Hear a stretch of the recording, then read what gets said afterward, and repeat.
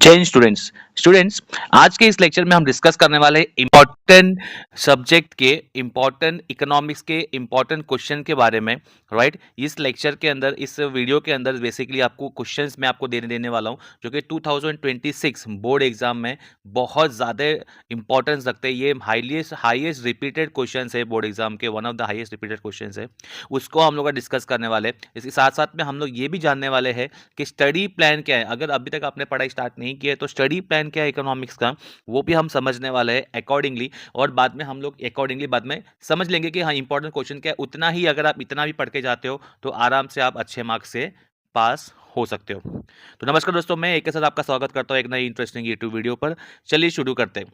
देखिए, जैसे कि आपको स्क्रीन पर दिख रहा है कि स्टडी प्लान फॉर इकोनॉमी की अगर मैं बात करूँ मैं, ठीक है ना, तो सबसे पहले हमको, अगर आपने जीरो से शुरुआत की है या शुरुआत अभी तक नहीं की है, तो बच्चा मैं आपको जो बता रहा हूँ वही एक स्ट्रैटेजी अगर आप अपनाते हो तो डेफिनेटली मैं आपको 110% की गारंटी देता हूँ कि आपको अच्छे मार्क्स लाने से कोई नहीं रोक सकता। राइट, यहाँ पे फर्स्ट अगर मैं बोलूँ, मैं सबसे पहले हमको फोकस क्या करना है, फोकस ऑन की कॉन्सेप्ट। फोकस ऑन की कॉन्सेप्ट की बात कर रहा हूँ, मतलब क्या, अगर आपका कॉन्सेप्ट, जब तक आपका कॉन्सेप्ट क्लियर नहीं है, ठीक है ना, तब तक इकोनॉमिक्स का थोड़ा सा डिफिकल्टी हो सकता है। तो मेरे बोलने का मतलब क्या है, अगर इंपॉर्टेंट चैप्टर्स भी अगर हम लोग ने कर लिए और उसके हमने कॉन्सेप्ट भी समझ लिए, क्योंकि क्यों बोल रहा हूँ बताया मैं आपको, क्योंकि ये ओसी एसपी जैसा नहीं होता इकोनॉमिक्स में। अगर आपने पॉइंट टू पॉइंट भी चीज़ें लिख दी तो भी आपको फुल मार्क्स मिल सकता है। ठीक है ना, इसके लिए कॉन्सेप्ट की क्लियरिटी होनी बहुत ज़्यादा ज़रूरी है। कॉन्सेप्ट आपको समझना चाहिए, समझना आना चाहिए, ताकि आप पेपर में अच्छे से आंसर लिख पाओ। देन आगे लिखा हुआ है, यहाँ लिखा हुआ है कि प्रैक्टिस सम की बात हो रही है, सम एंड डायग्राम क्वेश्चन मोर। जितने भी डायग्राम है, डायग्राम मतलब ग्राफ की बात हो रही है, लॉ की बात हो रही है, जितने भी लॉ है, लॉ ऑफ डिमांड हो गया, लॉ ऑफ सप्लाई हो गया, देन बाद में लॉ ऑफ दिसिंग डीएमयू, लॉ ऑफ डीएमयू है, टीयूएमयू का रिलेशन है, ये 4-5 जितने भी डायग्राम है अपने माइक्रो के अंदर, उसको अच्छे से उसको प्रैक्टिस करना है। प्रैक्टिस करना है कैसे, मतलब क्या, खाली देख के आपको समझना नहीं, उसको लिख कर, उसको ड्रॉ करके, उसको समझ कर प्रैक्टिस करना है। क्योंकि ये एक तरह से देखा जाए तो इकोनॉमिक्स मैथ्स के रिलेटेड ही, खाली ऊपर ऊपर से देख के आपको समझ में जरूर आ जाएगा, बट जब तक आप उसको नहीं करोगे तब तक चीज़ें क्लियर नहीं होगी। तो जितना हो सके, सम की बात करो अगर मैं, तो इंडेक्स नंबर जो चैप्टर है अपना, तो उसके जो फॉर्मूला दिए हुए, राइट, अपने पास 5 ही फॉर्मूला दिए हुए, तो बेसिकली वो खाली 5 फॉर्मूला आप लोगों ने कर लिए, उसके बेसिस पे ही सम आ जाएंगे। राइट, ज़्यादा हार्ड क्वेश्चन आते नहीं है नॉर्मली, ठीक है ना, नॉर्मल सा क्वेश्चन आता है, 4 मार्क के क्वेश्चन आएंगे, तो आराम से आप 4 मार्क आपके जेब में हो सकते हैं अगर आपने प्रॉपरली सब फॉर्मूला और अपने सम को प्रैक्टिस किया होगा तो। ठीक है ना। देन नेक्स्ट इसका बचा आ रहा है, आपको साथ में क्या करना है, टाइम मैनेजमेंट के बारे में भी बात करनी है। टाइम मैनेजमेंट के बारे में जो बात कर रही हूँ, अगर मैं बात करूँ तो टाइम मैनेजमेंट के ऊपर भी मेरी एक वीडियो आने वाली, time management of paper presentation के बारे में। ठीक है ना, तो अगर आपने चैनल को सब्सक्राइब नहीं किया है तो उसको सब्सक्राइब करके रख लो, क्योंकि आपके लिए ही बहुत सारे ऐसे वीडियो आने वाले हैं इंपॉर्टेंट क्वेश्चन की, तो आपको वीडियो मिल ही जाएगी। साथ साथ में आपको जो है टेलीग्राम पे इसका पीडीएफ भी मिल जाएगा। राइट, टेलीग्राम पे भी आप ज्वाइन हो सकते हो, वहाँ पे भी बहुत सारे बच्चे ज्वाइन हुए ऑलरेडी। ठीक है ना, तो वहाँ से आपको जो है पीडीएफ वगैरह मिल जाएगा। और दूसरी बात ये है कि time management, paper presentation, importance question का तो आज मैं आपको दे ही रहा हूँ। डिस्टिंग्विश हो गए, देन बाद में आपको डिसएग्री का ऑलरेडी क्वेश्चन जो है अपलोडेड है, आपको लिंक भी डिस्क्रिप्शन में मिल जाएगा, आपको मैं साथ में वो भी दे दूंगा। सबसे पहले उसके बाद में बात करते हैं हम लोग।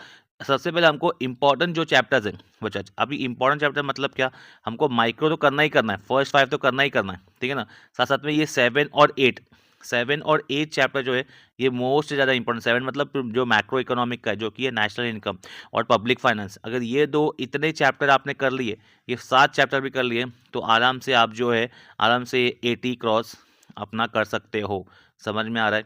पर अपना टारगेट क्या है, अपना टारगेट ओवरऑल की बात कर रहा हूँ मैं, 95 प्लस आना चाहिए अपने को कैसे भी करके, क्योंकि 20 मार्क तो अपने को कॉलेज की तरफ से मिल ही रहा है। ठीक है ना, तो अपने को कैसे भी करके प्रैक्टिकल में 70 अबाव लाना ही है, 70 प्लस अपने को लाना ही लाना है कैसे भी करके। वो कैसे आएगा, ये स्ट्रैटेजी फॉलो करके जो मैं आपको बताने जा रहा हूँ अभी। इतना भी क्वेश्चन कर लिया तो वेल एंड गुड। आगे, और मैं आपको last but not the list, आपको पास्ट ईयर के पेपर को रिफर करना है। अभी पास्ट ईयर के पेपर को रिफर क्यों करना है, क्योंकि अपने को एक पैटर्न समझ में आएगा कि उन लोग क्वेश्चन कैसे पूछते हैं। अगर अभी मैं पास्ट ईयर के पेपर की बात करूँ तो बहुत सारे बच्चों के दिमाग में होता है, सर कितने साल का क्वेश्चन पेपर देखना पड़ता है। सिर्फ 4 ईयर का भी देखोगे तो भी चलेगा। अब 4 की बात कर रहा हूँ, मतलब मैं 4+4 की बात कर रहा हूँ, मतलब ये फेब्रुवरी वाला, ये फेब वाला हो गया, ठीक है ना, और ये जुलाई वाला हो गया। तो कितने हो गए अपने पास में 8 पेपर हो गए। तो अगर ये 8 पेपर भी अपन देख के गए, 8 पेपर के हिसाब से भी अपन जो क्वेश्चन करके गए, तो आराम से जो है अपन जो है 70 क्रॉस कर सकते हैं। समझ में आ रहा है एवरीवन बच्चा? आई होप कि आपको ये स्ट्रैटेजी समझ में आ गई रहेगी। अगर आपने स्टार्ट नहीं किया तो ये स्ट्रैटेजी अपनाओ। इंपॉर्टेंट चैप्टर को सबसे पहले खत्म करो, उसके बाद में बाकी से चैप्टर्स के ऊपर फोकस करो, ठीक है ना।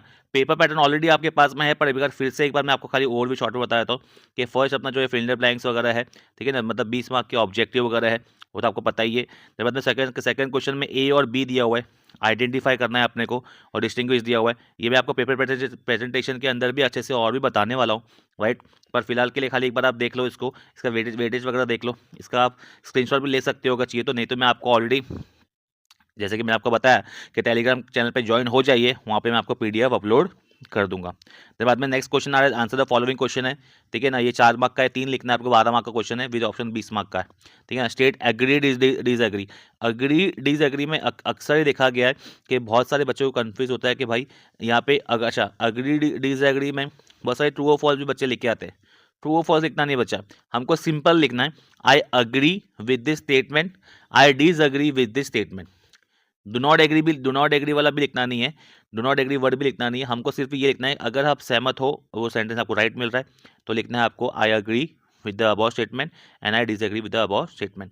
देन सो क्वेश्चन नंबर 5 के अंदर जो बात कर रहा था मैं आपको, उसके अंदर क्या आ जाएगा, क्वेश्चन आंसर अपना टेबल वगैरह आ जाएगा, पैसेज वगैरह आ जाएगा, ठीक है ना, सम्स वगैरह इसमें आ जाएंगे। 4 मार्क का है बेसिकली ये, तो अपने को 8 मार्क यहाँ पे मिल सकता है। और लास्ट क्वेश्चन जो है आंसर इन डिटेल, जो कि आपको 2 लिखने, ये 16 मार्क का है। 16 मार्क बहुत बड़ा नंबर है, ठीक है ना। 16 मार्क बहुत ज़्यादा होता है बच्चा, अगर आपने ये 2 क्वेश्चन कर लिए तो। इसमें मोस्टली लॉ वगैरह के क्वेश्चन वगैरह नॉर्मली आते हैं, ठीक है। तो आपको पेपर पैटर्न तो बताइए, बाद में पता चल गया। अभी आपको वेटेज देख लो, चैप्टर का वेटेज देख लो, आपका अगर आपके पास नहीं है तो इसका आप स्क्रीनशॉट ले सकते हो, स्क्रीनशॉट ले लीजिए, तो आपको, ताकि आपको एक बार रफ आइडिया हो जाए, ठीक है। फर्स्ट 5 चैप्टर कैसे भी करके अपने को करना ही करना है, विद ऑप्शन की बात करूँ तो मैं, राइट। चलिए आगे देखते हैं हम लोग। अभी मेन क्वेश्चन, मेन टॉपिक पे आते हैं हम लोग, जो कि है अपना आज का सेशन के बारे में बात करें, इंपॉर्टेंट क्वेश्चन के बारे में बात करूं मैं। इंपॉर्टेंट क्वेश्चन में फर्स्ट चैप्टर, अगर मैंने चैप्टर वाइज क्वेश्चन निकाले हुए, तो आपको chapter number 1 introduction to micro and macro की अगर बात करूं मैं, तो देखो यहाँ पे दिख रहा है आपको, आप इसका स्क्रीनशॉट भी ले सकते हो बच्चा, फटाफट स्क्रीनशॉट भी ले लो, या इसको मार्क कर लो, या बुक पर टेक्स्ट बुक मार्क कर लो, ठीक है ना। Explain features of micro economic, feature of macro economic, scope of micro and scope of macro, ये दोनों में से कोई भी 110% एक तो दिखेगा ही दिखेगा, ठीक है ना। अगर आप पिछले 4 साल के पेपर देखोगे तो इसमें ये वाले क्वेश्चन ज़्यादा रिपीटेड हुए, ठीक है ना। और लास्ट क्वेश्चन दिया हुआ है इन लोगों ने, importance of micro and macro economics दिया हुआ है, ठीक है ना। इंपॉर्टेंस वाला अगर आप पेपर स्किप भी करो, पर ये दोनों तो करना ही करना है, ये 4 क्वेश्चन तो करना ही करना है, क्योंकि इसमें से कोई ना कोई दिखेगा डेफिनेटली, ठीक है। आई होप कि आपके 5 क्वेश्चन क्लियर है, ठीक है ना। देन नेक्स्ट चैप्टर नंबर 2 की बात करो, यूटिलिटी की बात करो अगर मैं, तो यहाँ पे लिखा हुआ है 4 टाइप्स ऑफ यूटिलिटी दिया हुआ है, 4 types of utility, 4 feature of utility, ठीक है ना। पर मैं टीयू एमयू का रिलेशन आपको, जैसे कि मैंने बताया ही ऑलरेडी कि भाई इसमें तो ये बहुत ज़्यादा इंपॉर्टेंट है, क्योंकि इसमें डायग्राम आ जाएगा अपना, ठीक है ना। डायग्राम को बताइए कि भाई आपको टीयू ऊपर जाता है और एमयू नीचे जाता है, ये बताइए आपको। देन बाद में law of DMU, law of DMU 8 mark का क्वेश्चन जो है ये आ सकता है, राइट। 8 मार्क के क्वेश्चन के लिए लॉ ऑफ डीएमयू क्या है, ये टीयू एमयू अगर आपको आ गया तो एमयू जो है वही तो लॉ ऑफ डीएमयू है। समझ में आ रहा है एवरीवन, ठीक है ना। उसको आपको समझ में आ गया रहेगा, तो 4 क्वेश्चन इस यहाँ से आ जाए, यहाँ से इंपॉर्टेंट बनते हैं चैप्टर नंबर 2 से, ठीक है ना। मैं आपको थोड़ा आपको इसके लिए एकदम क्लियरली बता रहा हूँ, आप स्क्रीनशॉट ले सकते हो। चलिए आगे बढ़ते हैं, आगे बढ़ते हैं। Then next we have chapter number 3A की बात करूँगा मैं, चैप्टर नंबर 3A में डिमांड की बात करूँ मैं, तो explain the law of demand and it's exception. Exception ज़्यादा करके रिपीट होता है नॉर्मली, ठीक है ना। बस साथ साथ मैं आपको बोलूँगा एक्सेप्शन के साथ साथ में अजम्पशन भी कर लो, अजम्पशन तो करना ही करना, लॉ के जितने भी क्वेश्चन अपने को छोड़ने नहीं है, ठीक है ना। ये टाइप्स ऑफ डिमांड जो है ये अलग से पूछ सकते हैं, या इन लोग 2 मार्क के लिए नॉर्मली इसको कॉन्सेप्ट में भी पूछ सकते हैं। बाद में determinant of demand, again 8 mark का क्वेश्चन है ये, ठीक है ना। और नेक्स्ट तरह तुम्हारा आ रहा है variation in demand. Variation in demand की अगर मैं बात करूँ, वेरिएशन इन डिमांड और ये अपना चेंजेस इन डिमांड, इसके डिस्टिंग्विश की अगर बात करूँ मैं, डिस्टिंग्विश नॉर्मली पूछ सकते हैं विद डायग्राम। डायग्राम इसका अच्छे से आपको प्रैक्टिस करना है, ये again most of the important बन सकता है, ठीक है ना। तो इसमें लॉ ऑफ डिमांड तो अपने को करना ही करना है, डिटर्मिनेंट डिमांड करना है, और अपने को ये 2 करना है। तो इसमें 4 क्वेश्चन इसमें से हो गए। अगर आपको समझ में आ रहा है तो आपको एक बार स्क्रीनशॉट लेना, मैं इसको कट करता हूँ, आपको क्लियरली आपको स्क्रीनशॉट मिल जाए। क्लियर है एवरीवन। देन आप लोग आते हैं, अगर 3B में आते हैं, 3B में इलास्टिसिटी ऑफ डिमांड्स की अगर बात करूं मैं, तो explain the concept of price elasticity की बात करूं मैं, price elasticity most important, price elasticity of demand and it's type. Price elasticity क्या होता है और इसके टाइप्स, 5 टाइप्स आपको याद होंगे। Perfectly elastic, perfectly in elastic, unitary elastic, unitary, बाद में relatively elastic, relatively in elastic, ये 5 टाइप है, ठीक है ना। वो हो गया। बाद में methods of measuring price elasticity, and बाद में टाइप्स ऑफ इलास्टिसिटी और demand.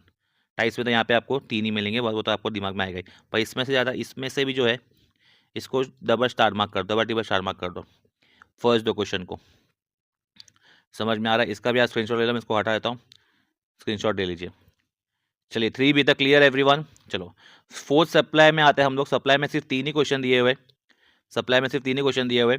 Explain the law of supply and it's exception. Again अब लॉ की बात करो तो मैं एक्सेप्शन के साथ में मैं अजम्पशन भी डालूंगा, जैसे कि मैंने आपको स्टार्टिंग में ही बताया हुआ है।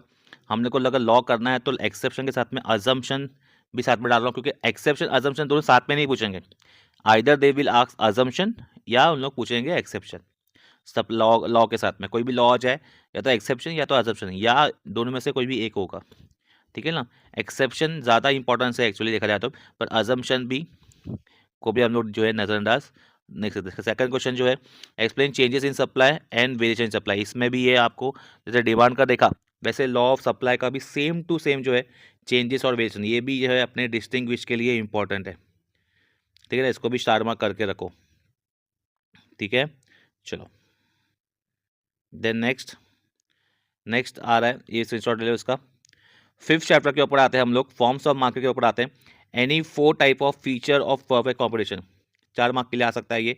4 फीचर ऑफ परफेक्ट कॉम्पिटिशन हो गया। बाद में concept of oligopoly and 4 features पूछ रहे हैं उसका, ठीक है ना। 4 जहाँ पे पूछा है 4 वो समझना बराबर। बाद में 4 फीचर ऑफ मोनोपोली हो गया, ठीक है ना। मोनोपोलिस्टिक कॉम्पिटिशन हो गया, 4 फीचर्स, खाली 4 आपको याद रखना है खाली बस, ठीक है ना। देन बाद में का लिखा हुआ है explain the concept of the perfect competition and price determination. ये आपको आप पता होगा, ये वो डायग्राम वाला क्वेश्चन है जहाँ पे लॉ ऑफ डिमांड और लॉ ऑफ सप्लाई इंटरसेक्ट हो रहा है बीच में, जो कि क्या बन जाएगा अपना इक्विलिब्रियम पॉइंट। याद आ रहा है, ठीक है ना।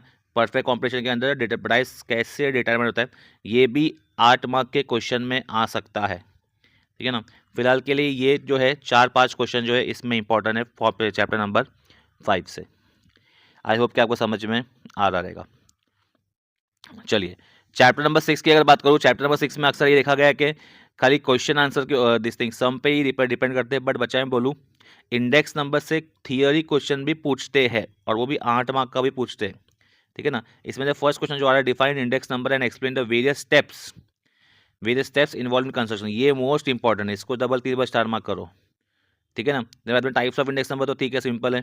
बाद में और ये फीचर्स ऑफ इंडेक्स नंबर और सिग्निफिकेंस, ये सिग्निफिकेंस को भी स्टार मार्क करो। 4 क्वेश्चन है, 4 क्वेश्चन में से ये 2 क्वेश्चन तो मेनली आपको करके जाना ही है, कैसे भी करके 4 क्वेश्चन तो आपको करके जाने, कैसे भी करके जाना ही है, right. Features of index number हो गया, बाद में सिग्निफिकेंस मतलब importance of index number. I hope कि आपको समझ में आ गया रहेगा। चलिए स्क्रीनशॉट ले लीजिए इसका, आगे बढ़ते हैं। 7th chapter the most important chapter, जैसे इंपॉर्टेंट चैप्टर में से वन ऑफ द इंपॉर्टेंट, इसमें खाली 3 ही क्वेश्चन है, राइट। तो इसमें explain features of national income, again important question था ये ऑब्वियसली। सेकंड आ रहा है तुम्हारा प्रैक्टिकल डिफिकल्टी। प्रैक्टिकल डिफिकल्टी के साथ में आपको एक और ऐड करता हूँ मैं, थियोरटिकल डिफिकल्टी वाला जो है लास्ट ईयर रिपीट हुआ लगता है, ठीक है ना। तो थियोरटिकल डिफिकल्टी को भी जो भी आप जो है इसको कर सकते हो, 8-8 पॉइंट ही है, ठीक है ना। 8-8 पॉइंट आपको लिखना है इसमें। तो प्रैक्टिकल और थियोरटिकल डिफिकल्टी आपके ये 2 क्वेश्चन ऐड हो जाएंगे, टोटल मतलब 4 क्वेश्चन हो जाएंगे ये चैप्टर से। और लास्ट बता दें, explain the methods of measuring national income, methods क्या है उसके, वो नेशनल इनकम के करना है अपन, ठीक है ना। इसमें से ये वाला क्वेश्चन तो कुछ डबल स्टार मार्क करो, ये वाला और फीचर्स को। क्लियर है, इसमें 3 क्वेश्चन समझ में आ गया एवरीवन। चलिए 8वें चैप्टर में आते हैं, 8 चैप्टर में आते हैं जो कि है पब्लिक फाइनेंस चैप्टर की बात करूँ। State the type and importance of government budget, explain the principle of taxation, taxation का प्रिंसिपल, ये important principle of taxation. Then 8 mark के क्वेश्चन की अगर बात करूँ मैं, तो non tax revenue of the government, ये वाला, और पब्लिक रेवेन्यू एडमिन सोर्स, ये दोनों को स्टार मार्क कीजिए। मतलब इंपॉर्टेंस का भी इंपॉर्टेंस दे रहा हूँ मैं आपको, समझ में आ रहा है मतलब क्या बोल रहा हूँ, समझ में आ रहा है। मतलब ये 4 तो है ही आपको समझ में आ रहा है, पर ये बाकी का जो है 3rd और 4th भी इंपॉर्टेंट, ज़्यादा इंपॉर्टेंस है 8 मार्क के लिए। ठीक है ना। इसको बजट का जो है कॉन्सेप्ट में अच्छी तरह से समझ लेना कि बजट क्या होता है, कैसे क्या किसने कभी बजट आता है, और अपने इंडिया में बजट कभी लॉन्च होता है, और क्या वो ये एक तरह का फाइनेंशियल बॉगेट है, ठीक है ना, बॉगेट जो कि आया हुआ है, दिस थिंग अपना ये वर्ड से आया हुआ है। देन बाद में फाइनेंशियल प्रपोजल है, फाइनेंस मिनिस्टर पेश करता है पार्लियामेंट में, एंड सो ऑन। आपको ऑलरेडी पता है, आपने पढ़ा ही है। 8 चैप्टर में से ये 4 क्वेश्चन इंपॉर्टेंट है, ठीक है। 9 चैप्टर में आते हैं, जो कि सेकंड लास्ट चैप्टर है, ठीक है ना। मनी मार्केट और capital market most important chapter, इसमें से सबके सब इंपॉर्टेंट है, इसके मैं सबको मैं स्टार मार्क करूंगा, ठीक है। इसके लिए 4 इंपॉर्टेंट में डाल दिया मैंने खाली। Role of money market in India, role of Indian capital market, ठीक है ना, कैपिटल मार्केट। बाद में रिजर्व बैंक का फंक्शन, आरबीआई का फंक्शन आता है, तो अगर ये 8 मार्क का आ सकता है। और लास्ट में आ रहा है function of commercial bank. Function of commercial bank की अगर बात करूं, आपको भी पता है कि ये सिंपल सा ओसीएम का 4th चैप्टर के जो फंक्शन है, ये वो ही क्वेश्चन है। अगर आपने एक आपको एक थिंग बता दूं, अगर आपने वो क्वेश्चन अच्छे से कर लिया है, तो वो ही का वहां से उठा के कॉपी पेस्ट यहाँ पे कर सकते हो, कोई क्वेश्चन रॉन्ग नहीं मिलेगा, पूरा राइट मिलेगा। समझ में आ रहा है। तो आपके एक तरह से देखा जाए तो ये 3 ही क्वेश्चन मेन बनते हैं। समझ में आ रहा है। इंडियन मनी मार्केट का रोल, कैपिटल मार्केट का रोल, और फंक्शन ऑफ आरबीआई, 9 चैप्टर में से। चलिए 4th लास्ट चैप्टर की अगर बात करूं मैं, जो कि ये फॉरेन ट्रेड ऑफ इंडिया, इसमें अगर बात करूं मैं तो 3 क्वेश्चन इसमें से बनते हैं।